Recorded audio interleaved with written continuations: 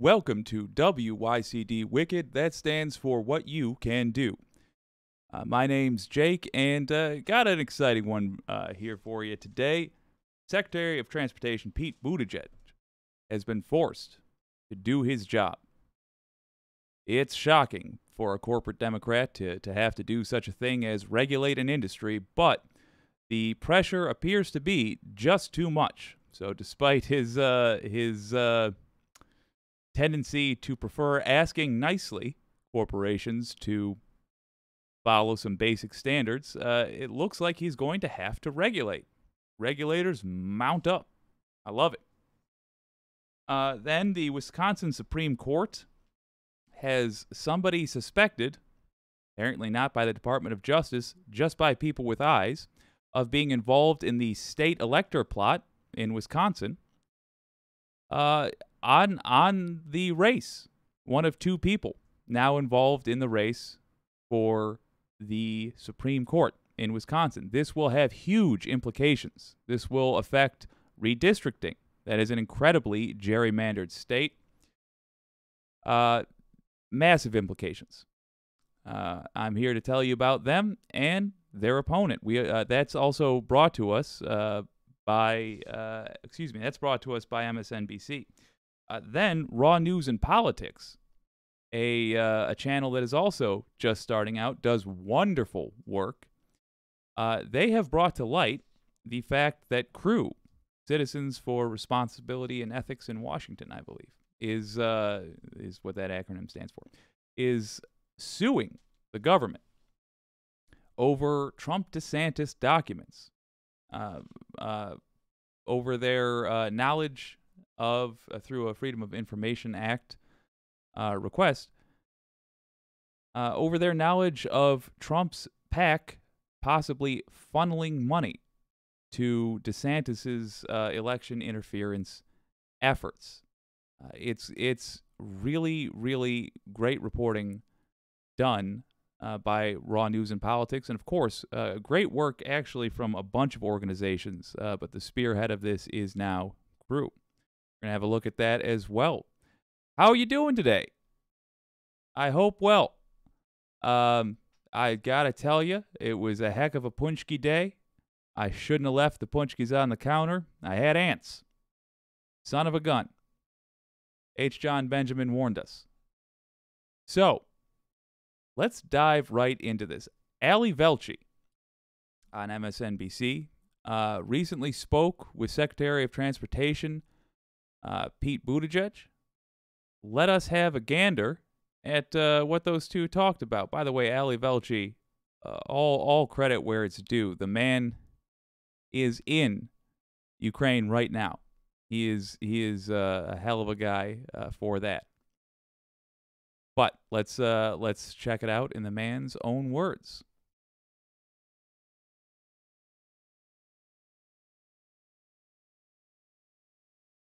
If you're outside for more than 15, 20 minutes, you start feeling the congestion, heaviness in your chest. And I smelled it, that chemical odor that's in the water. So, of course, my heart sank. I'm freaking out.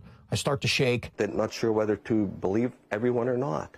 And they're concerned for their kids. They're afraid to drink the water. They're concerned for bathing their babies. I don't want to live in that fear of wondering, are we going to get sick or are we not? I mean, the damage is already done. We're going to see the repercussions of this for the next 10, 20, 30 years. Residents in East Palestine, Ohio, are still confused and fearful 2 weeks since a train derailment dumped toxic chemicals into their town, upending their lives.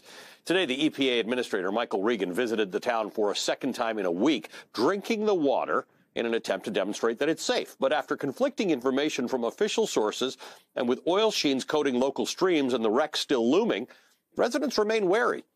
In an effort to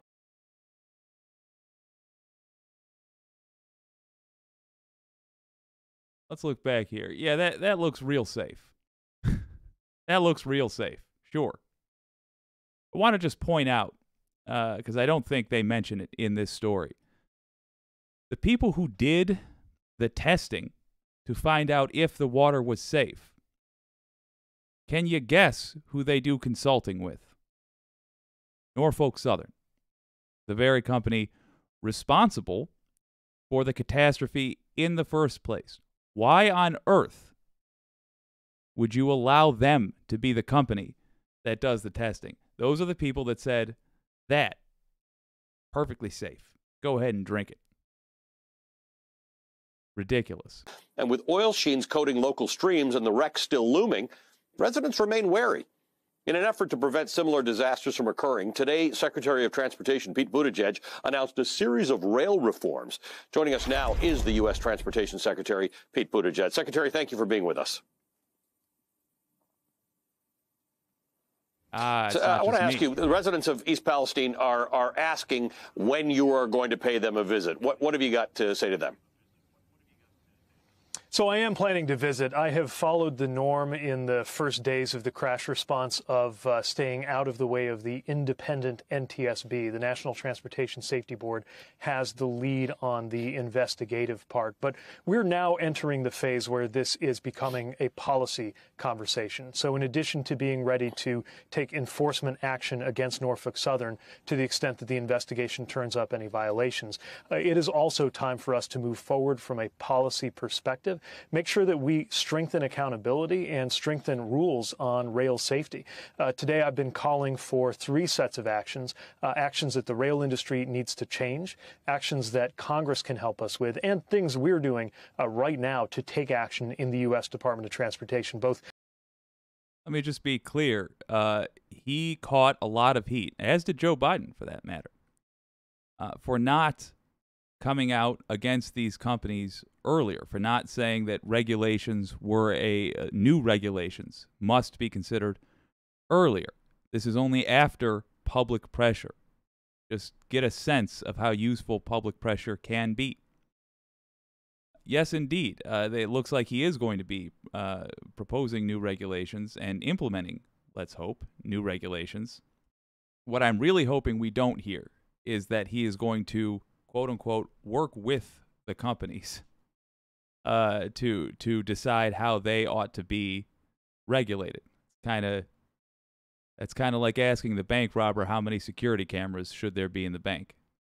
Things we've been working on all along that we're accelerating, and new things we're adding to the agenda based on some of the lessons we've already learned from what we saw in East Palestine. You listen to the residents talking about what they've been through. They are concerned, they are frightened, and so is anybody who lives near a rail line, which is true for so many communities, wondering if they too can be kept safe.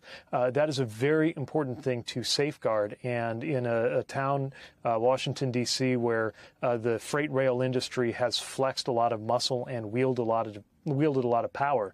Now is a chance to make sure that the future is different from the past in terms of their ability to get their way. Let's talk about the immediate concern here, and that is the health concerns that people have, what they think is conflicting information. As you just saw, some people say they smell things, they see oil sheens. They're worried in a very immediate fashion about health. Where is your department with respect to the EPA and Norfolk Southern and local officials in dealing with people who are worried that they are drinking or breathing contaminated water or air? Well, I'm in frequent contact with the administrator of the EPA. They, of course, have the lead on the environmental side, and they're doing excellent work to make sure these residents have access to the best testing, the best information, the best science. There's also now federal public health presence on the ground through CDC and Health and Human Services. And so even though our piece of this obviously is the transportation side, I am very concerned to make sure that these residents are getting what they need on the health and environmental side, and really appreciate the work that's been done by local first responders and by our administration in order to make sure they have everything they need. And that's going to continue, long after there's less public attention, less people coming through town, and less media coverage, frankly. There still needs to be support for these residents because their concerns are going to continue for years. Okay, so my issue is that so far I haven't heard specifics. And what concerns me is that these are the companies, these train companies, these massive, massive, massive companies that were allowed to run around willy-nilly, carrying substances that, when lit on fire, caused a community to be evacuated. If you are carrying, and that apparently wasn't a toxic substance. If you are carrying a substance that, should it catch fire, would cause a town to have to flee, that's a toxic substance. It's not. That doesn't seem like a terribly difficult thing to figure out. Just, weeks prior to this crash, there was a threatened worker strike about the very issue of running skeleton staffs on trains. Workers for this company said that what they were concerned about was how dangerous it is to try to operate one of these massive trains with a skeleton crew, with an overworked staff. It's just dangerous. Now we have the unfortunate payoff of the administration siding against the workers. They quashed their striking efforts. And this is what we get.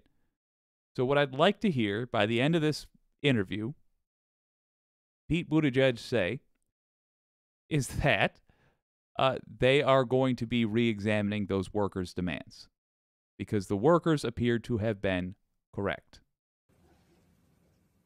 As we were researching this, I learned that there were something like 1,049 trail derailments in the United States last year, and I immediately thought that must mean individual rail cars, not actual trains. And no, it turns out that's actual trains. What is it that we need to do to keep trains on the rails? And more importantly, there's some reporting that Norfolk Southern wasn't compelled to tell everybody about this because there wasn't enough hazardous material on the trains. I would think that any amount of hazardous material would be subject to strict regulation. That's right. This train was subject to some hazardous material requirements and rules, but was not part of the most restricted category. And I think a lot of people are wondering if there's a category called high hazard flammable train, why wouldn't a train like this qualify? That's one of the things that we are looking at the maximum authorities we have. Although I got to say, our authorities really have been constrained over the years by Congress, which is why we're doing two things at once. We're making the most of the authorities we have and calling on Congress to give us a stronger hand here. And I'll give you a couple examples of that. There was a push by my department under a couple administrations ago to get more fortified tank cars out on the rails. That was supposed to be done by 2025. Congress, I think responding to industry lobbying, pushed that out to 2029. I think that date needs to be brought back up. Also, there's the issue of how tough the fines are. So even when Let's not let that skate by. Let's get his exact words. Push that out to 2029. I think that date needs to be brought administrations ago to get more fortified tank cars out on the rails. That was supposed to be done by 2025. Congress, I think responding to industry lobbying. Industry lobbying. As in, these companies spend millions of dollars buying off politicians. That is what lobbying comes down to. Millions of dollars buying off politicians. In exchange, they get billions of dollars in profit. And that right there, that's what we get in exchange. So, millions of dollars of bribes. The can gets kicked further down the road, and knowing, with these thousands of derailments a year, knowing that something like this will happen, the American people, once again, are stuck with the consequences. Ridiculous. I also have not yet truly heard a specific from Pete Buttigieg about what he's going to do. This is passing it down to Congress. What is he going to do with his, as he says, existing powers? Let's find out. push that out to 2029. I think that date needs to be brought back up. Also, there's the issue of how tough the fines are. So even when we catch a railroad company in an egregious violation that leads to a loss of life, the most that we can assess per violation is about $250,000. And for a multi-billion-dollar company like Norfolk Southern or the other major freight railroads, I just don't think that's enough to have the deterrent effect that these fines need to have. So those are some of the things Congress can help with. One of the things we're working on as a department is a rule that the previous administration froze, but that we restarted when we got here, to set minimum standards for crew on board these trains. You know, these. There we go. There we go. If you saw our interview, the first part that we've released so far, with the folks from the True North Eager Beaver podcast. And by the way, if you're not a fan, I recommend giving them a shot. They're really good. Pete Buttigieg is among the best politicians in the U.S., you know, in the game right now. By Mr. Grizzly, a.k.a. Paul's estimation. Not best necessarily as in most beneficial to have around. Best as in skilled at the game of politics. And he spent a lot of time passing the buck. And he said a lot of things I'm sure he would know that a person like me agrees with. Yeah, those fines, for example, are silly. $250,000 to one of these companies? I would not be surprised to find out they make that in profit at a minimum for every one of their trips that they take. It wouldn't surprise me. That is such a laughably small amount of money. But now he gets into what he's actually going to do, and it is exactly what I hope to hear, insisting that there is more staff, as was requested by the workers before this crash happened, as was requested by the workers. Good. It's a shame Palestine, Ohio, had to be evacuated. It's a shame that right now there's thousands and thousands of dead fish floating in their river, that there are dead pets, and that there are people that may have health consequences from this, that don't know whether or not it's safe to go home. They don't know. It's a shame that had to happen before they decided to get on board with what the workers were telling them the whole time. Freight railroads have cut and cut and cut when it comes to the workforce. Fewer safety positions, fewer maintenance positions. And now they have actually been pushing to be allowed to have just one person on a train, even a train that could be a mile long or longer. So we're developing the rules that would require there to be at least two. We're going through that legal process right now, but it's just one example of the things that we are doing with the powers that we have, even while we're calling on Congress to help us get a stronger hand. So in other words, he is finally getting to work on doing some regulations. Bear in mind, this was a McKinley guy. He was a former consultant for just a massive consulting. I don't know. He was a former employee for a massive consulting firm. He worked with some giant organizations in the U.S. and Canada, and he's from that social group where they convince each other that the way to do the answer for every problem, no matter what the problem is give more money to big business, put less rules on big business. And it doesn't surprise me that this guy, Pothole Pete, who couldn't apparently fix the potholes in his own town he was mayor of, that this guy is erring on the side of corporations, waiting for disasters to happen before he would dare consider regulating them. But credit where it's due, he is now, finally, sounds like, getting to work on it. I have to ask you, I'm here in Kyiv, Ukraine, and one of the things the mayor of East Palestine said that he called on President Biden to visit East Palestine before he went to Ukraine. He said that was the biggest slap in the face that tells you right now he doesn't care about us, talking about President Biden. So he can send every agency he wants to, but I found out this morning that, and one of the briefings, that he was in the Ukraine giving millions of dollars away to people over there, not to us, and I'm furious. let me just, I just spent some time dunking on Biden over this issue, the Norfolk Southern crash. Let me go the other way as well. How far in advance do you think he had to plan that trip to Ukraine? What would his physical presence have done in Ohio? And what did his physical presence in Ukraine do? I appreciate that mayor's whole world is his town, and it should be. But come on, be reasonable. That's ridiculous. If you want to be angry at somebody, it's a wild idea. Try being angry at Mike DeWine, governor of Ohio. He could have immediately requested federal aid. He chose to instead rag on Biden and Buttigieg without having requested that aid, accusing them of doing nothing when he hadn't requested anything be done. That is not how the federal government works. They must be asked to step in by the state leaders. So I gotta disagree with the mayor of Palestine on that one.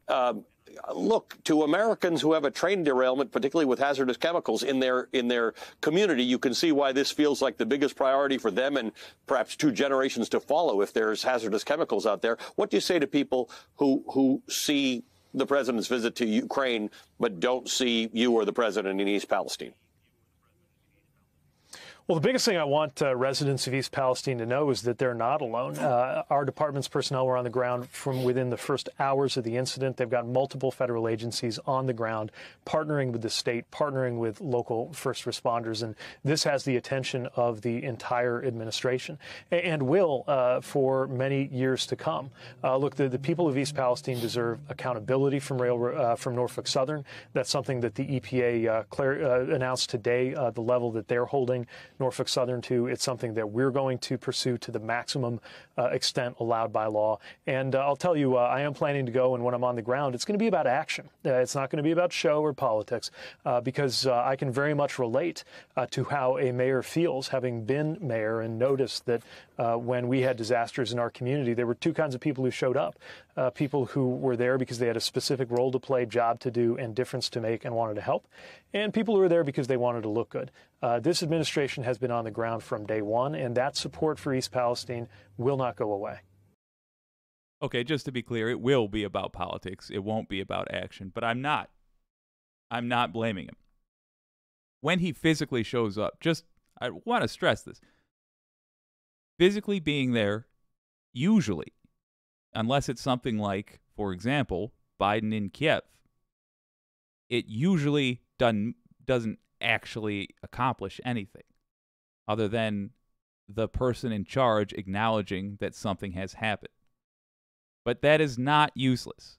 I get that he's got to play politics a little bit here. He's got to say, oh, we're going to get stuff done, because he knows he has failed to do that.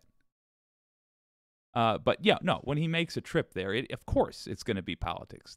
But it's good politics, and I don't think he should pretend like it's anything else when he is doing that trip. But don't let him get away with making that trip and saying, I did something, because there is a difference, and you need actual regulations in place fast. These trains are still out there after the East Palestine crash.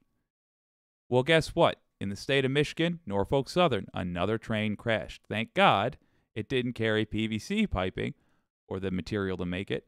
And if it had been carrying that, thank God it didn't catch on fire. Or your old pal Jake would be doing this from his cell phone in a even more stained suit a couple miles down the road.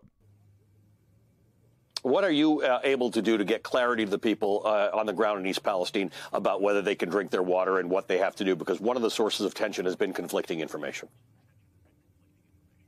Well, I think the most important thing is to make sure that they have access to good science, good testing, and good data. And that's part of what my colleague, Administrator Michael Regan, who I know cares deeply about this and is on the ground or has been today, one of the things he's focused on. People need to be able to get access to that testing. The municipal water has been tested and, as I understand it, found safe. Many people want to know if there One thing I want us to listen for is if he says that there is going to be a rule now that a company that measures the effect of another company's crash cannot have an existing business relationship with them. That is a conflict of interest. That needs to be regulation number one. That needs to be a federal regulation. That needs to be something the EPA puts in place immediately. And I'm not aware of any rule that prevents them from doing that. Could be wrong. I tried to find one, couldn't find one. It's hard to find the absence of something. But yeah, that's what I want to hear him say. Wells are also safe and have been given access to testing as well. Look, this is one of the most basic things that all of us need to know that we're safe, is that the water we're drinking is safe. And so it's a very, very understandable concern by residents. The best thing that anyone can do to offer them clarity is to get them access to good tests to scientifically confirm the quality of their water.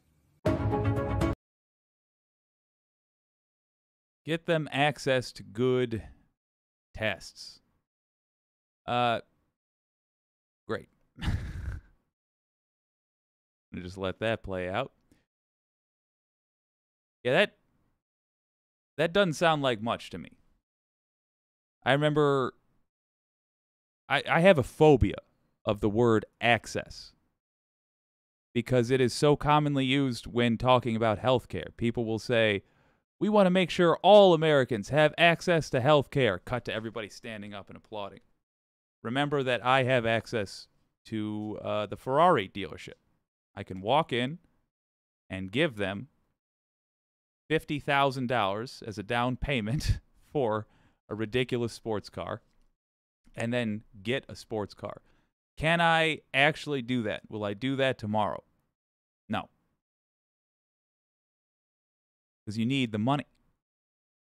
So having access to those tests means nothing. Now, maybe he didn't mean it like that. But the fact that I don't know how he meant it, the fact that I can't tell you exactly what he was saying there, means he didn't really say anything. That's a problem. It sounds like what they're doing is not enough. It sounds like we should be pushing for specific regulations, such as barring any company that works with, that has a conflict of interest, let's just say, barring any such company from being the company that does this testing. I think that's reasonable. What can you do? Well, you can contact Secretary Buttigieg. Tell him that. He works for you. He's a big, important guy, and the cool thing about our government is that doesn't change the fact that he is your employee. Appointed, yes. But he still works for you. Tell him. Tell him that is not sufficient. Not sufficient to say we are going to do some things. We are going to have a talk, begin negotiations. No. Make hard and fast rules. Don't consult with the train companies about what rules, about what restraints will be put on them. We can already assume what they say. They don't like any of them. They have demonstrated, these train companies, that when left to their own devices, they crash thousands of trains a year, and sometimes those crashes cause towns to be evacuated. Tell Buttigieg what you want done. Contact link is in the description. I've gandered some of these comments. Franny P. Until corporations are stripped of their human status, the funds to buy government will be limitless and will continue. And we, the people, are spreadsheet collateral damage. My word. Well put. I wholeheartedly agree. There's a couple of ways we can approach this. Way number one is as previously stated, contacting Buttigieg directly, insisting that that we put in stronger regulations. At a minimum, that's going to accomplish letting him know that you're watching and you care. Makes a big difference. It is very rare, particularly in the USA, for us to actually contact these people. And you would be surprised how much one person who makes a habit of writing the occasional email can affect government quite a bit. One person's email in this case will affect things. And we have an advantage here. I promise you there are not right-wingers writing in to the Secretary of Transportation saying, don't you do anything. That's not happening. So let them know that the people hear you. Thing number 2, if you want to get big money out of politics, Granny P, if you want these corporations stripped of their human status, there is a way to do that. Citizens Take Action is I'll attempt to link to that in the what do you call it? In the VOD upload. But Citizens Take Action is the group that is responsible for getting big money out of politics. As a matter of fact, here we go. I'm going to put it in the chat right now. Oh, that's entirely too long, isn't it? All right, let's try this again.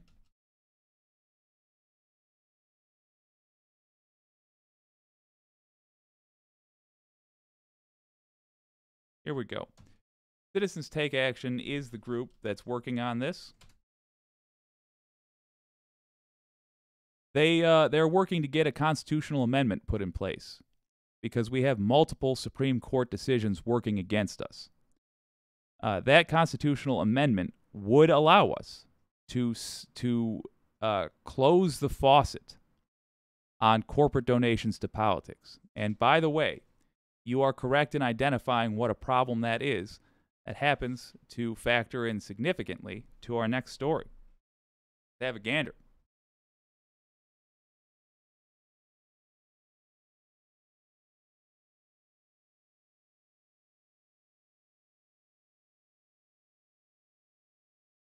Okay, it's the story after that. So, Raw News and Politics is a stream that I am it's a channel that I am a big fan of. It's this gal who is really skilled at going through court documents, I have noticed. And she finds some gems, let me tell you. Among them was the revelation that the government is getting sued for information pertaining to Trump's PAC giving money to DeSantis to fight to get appointed. To get elected. She'll put it more concisely than I. Here she is right now. Hey everyone, welcome to the show. So the government watchdog group called Citizens for Ethics in Washington, which is CREW for short, they're suing the U.S. government for their refusal to turn over documents related to those comments that Donald Trump made about how he sent, supposedly, government employees down to Florida to help Ron DeSantis win his 2018 governor's race. The lawsuit is in regard to the Freedom of Information Act request that they made, meaning CREW. They were seeking documents from 3 different agencies within the government. They wanted the Executive Office for U.S. Attorney's records, also the records of the Office of Information Policy and the FBI. So CREW says that the Department of Justice is violating federal law because they're just not responding to the FOIA requests. Evidently, CREW sent the FOIA requests in November 11th of 2022. This was the very next day after Trump made those statements.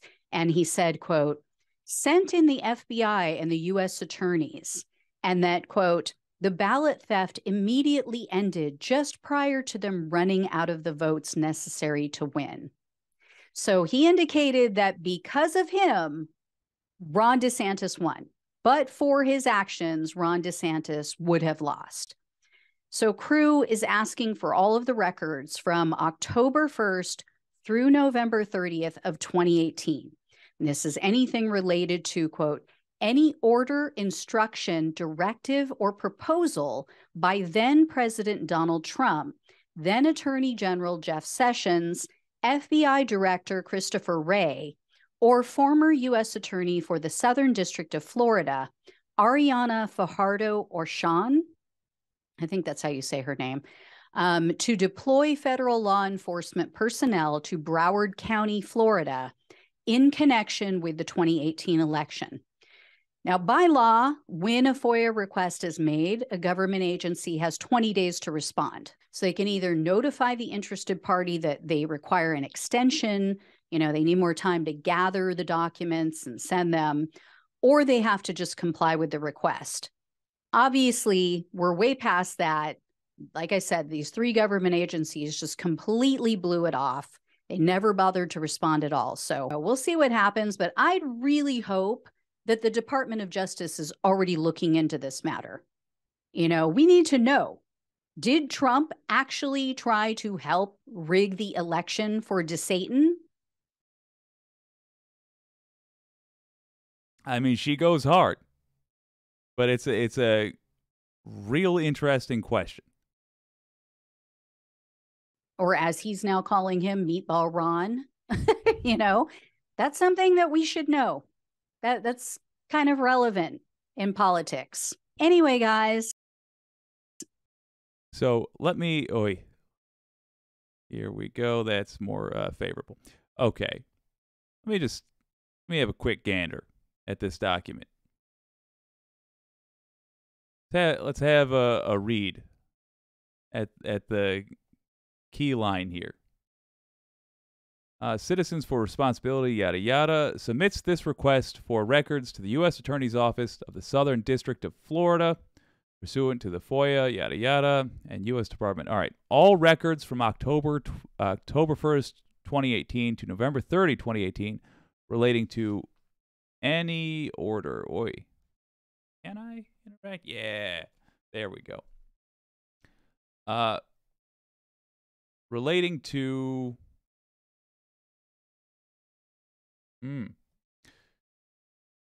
any order, instruction, directive, or proposal by then President Donald Trump, then Attorney General Jeff Sessions. Oh, yes. This was in Sessions' time, before the recusal controversy. FBI Director Christopher Wray, or former U.S. Attorney for the Southern District of Florida, Ariana, yada, yada, yada, Orchan, to deploy federal law enforcement personnel to Broward County, Florida, in connection with the 2018 election. Ooh, boy. All records from October 1, 2018 to November 30, 2018, relating to any deployment of federal law enforcement personnel to Broward County, Florida, in connection with the election. The above request excludes agency records, yada, yada, yada. Okay. Our request also includes any attachments to emails and other records, anyone who is CC'd or BCC'd by any other, on any emails. Okay, so what's the relevance here? Can't do that. You can't use the federal government to help somebody get elected. That's sort of rule number one of a democracy. Unless, of course, it is a totally unbiased effort and there's something like, say, an election fund which is distributed by rules decided before anybody's even in the race. Good on Crew for this. And good on Raw News and Politics for finding this out. I think she did just a bang up job on that. This is a situation where what we can do is mostly watch it. Just watch what's happening. The reason being, we have to let the court system do its job. Or the courts do their job, give them an opportunity to do the right thing. That said, clearly, the government has not had an interest in being forthcoming with this. They are suing because that FOIA request was not fulfilled. It was just ignored. From my local news days, that I'll tell you, that is the go-to strategy if you want a story to die.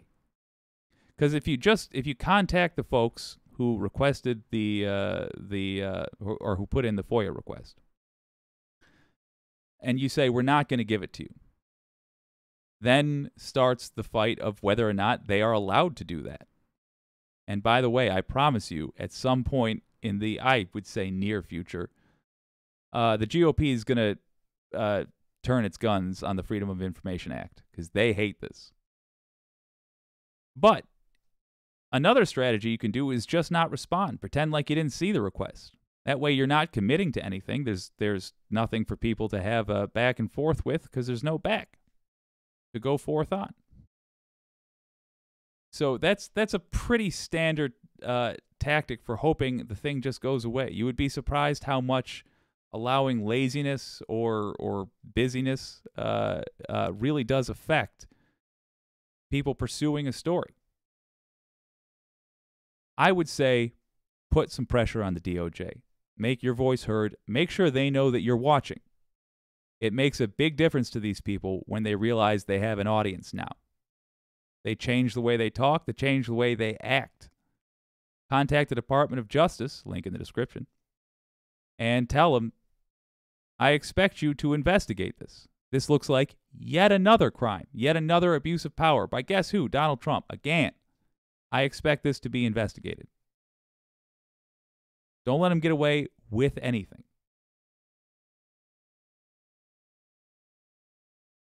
Let's have a gander here. All right. So, the Wisconsin Supreme Court has somebody who appears to have been involved in the fake elector plot now in the race for the open seat. This man is Daniel Kelly. And if you have read the January 6th transcripts, oh boy, he makes an appearance. Despite this, Republicans were fine. Were fine with him running for this seat. They endorsed him, as a matter of fact.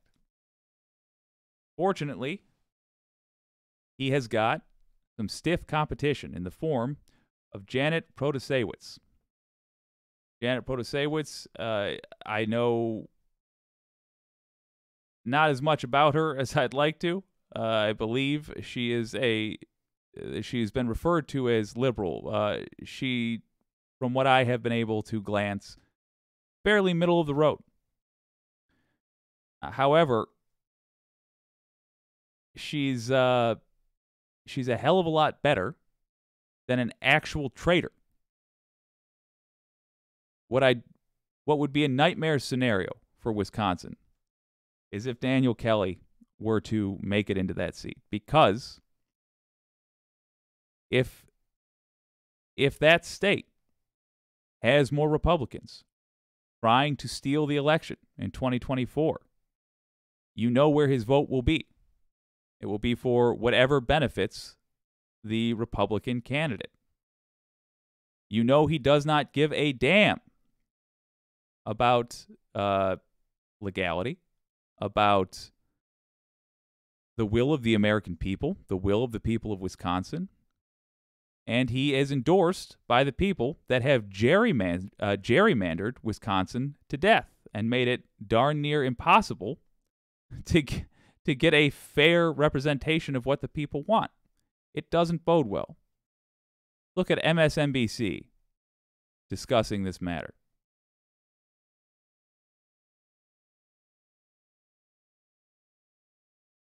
An election-denying ally of former President Trump is one step closer to joining the Wisconsin Supreme Court. After advancing in Tuesday's primary, former state Supreme Court Justice Daniel Kelly will face off against liberal candidate Janet Protasiewicz in April. That general election will determine the political control of the court. NBC News correspondent Shaquille Brewster is in Chicago with the latest. I mean, just saying sort of the politics of the court is something that decades ago people would have said that's not okay, that this is a liberal justice, this is a conservative justice. Right, but this is going to be one heck of a fight.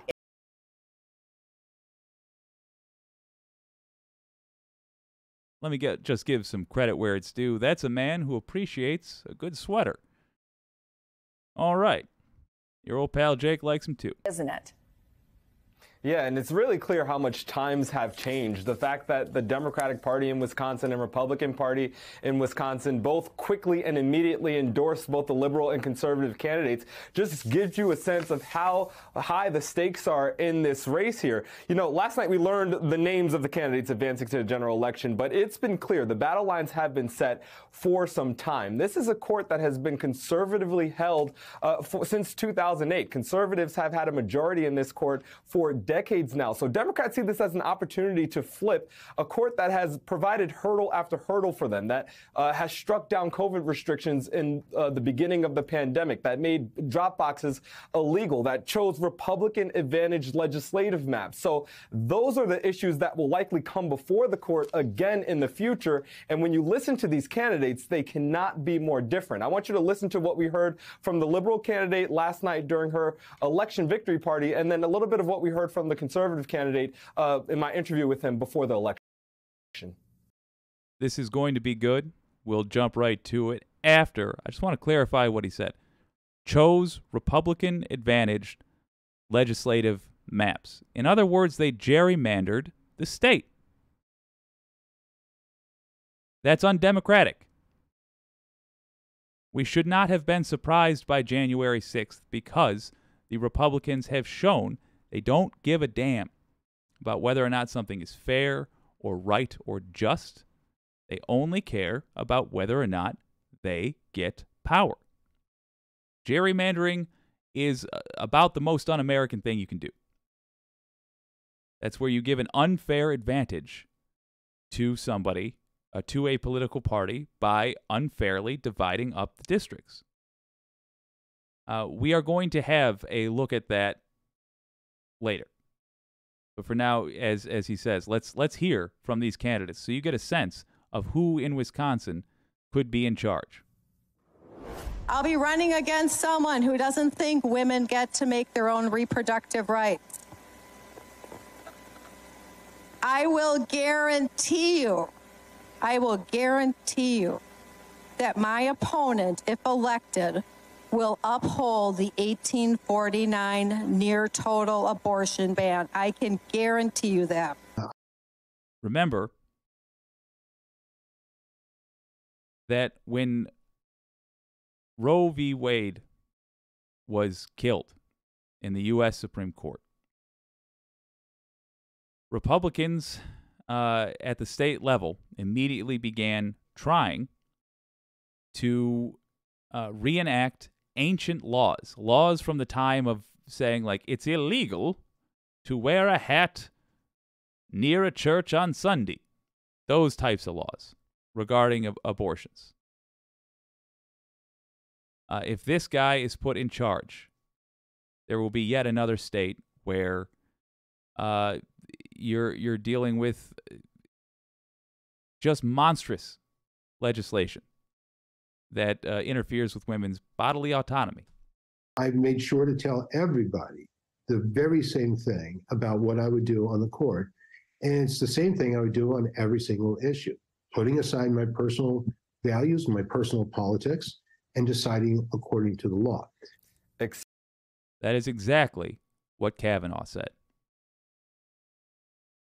Expect to hear a lot of talk about abortion in this race. Wisconsin is a state operating under an 1800 abortion ban that has effectively outlawed and closed some of the abortion clinics in the state. So that is something expected to come back before the court. Daniel Kelly, who you heard there, the conservative candidate, while he says that he is going to approach this impartially, his campaign sent out a press release a couple of days ago touting the support from, quote, pro-life groups in the state. He's also someone who says that he is not inclined to rehear cases on redistricting because he doesn't believe that's a legal matter. It's more of a political matter. So no matter where you fall on these issues. Translation: he's comfortable with where gerrymandering has stopped. He likes the way it's divided up now.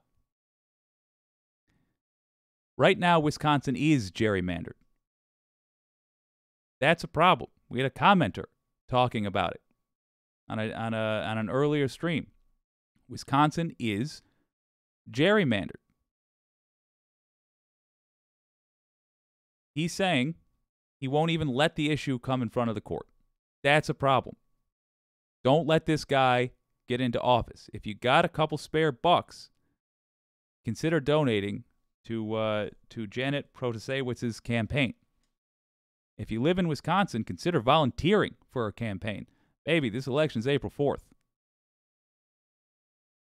Over the course of a month, you can have a massive difference on how people's lives are lived if you get active. It's going to be a major fight, and you can expect a record-setting amount of money being spent on this race, Chris.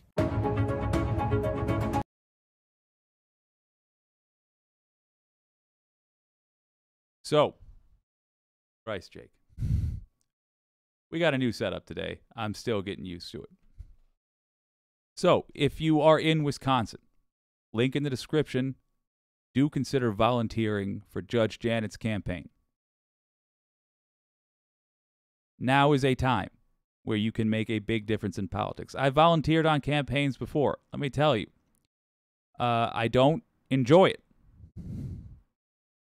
I don't enjoy interacting with folks because I gotta bring this hot mess to every interaction. But I feel really good when I do it. Maybe you are somebody that likes interacting with people, that likes making phone calls, knocking on doors. Maybe you are somebody that enjoys doing that, in which case you're going to have a blast the whole time. But even if you're not, you will feel good when you go home at the end of the day, when you're watching the election results come in. Win or lose, you will feel like you did your part. Do your part. Get involved and help. If you got a couple of spare bucks, help Judge Janet buy some ads, making it clear that abortion rights are on the line and making it clear that gerrymandering and the further unfair situation in Wisconsin is on the line. Rather, the furtherance of an unfair electoral situation in Wisconsin is on the line. Make it easy. Make it as easy as you can for the good guys to win.